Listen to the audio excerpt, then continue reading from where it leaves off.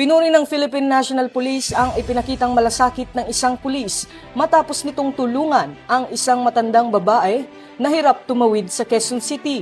Isang eksenang nakuhanan ng CCTV at nag-viral online. Kinilala ang pulis na si Police Staff Sergeant Ramil Gonzales na agad umalalay sa Lola habang nagpapatrolya sa A. Bonifacio Corner, Mauban Street noong ika-15 ng Mayo. Batay sa ulat, napansin ni Police Staff Sergeant Gonzales ang matanda na hirap at nag-aalinlangan sa pagtawid, kaya't nanatili siya sa lugar upang matiyak ang kaligtasan nito hanggang sa matagumpay na makatawid.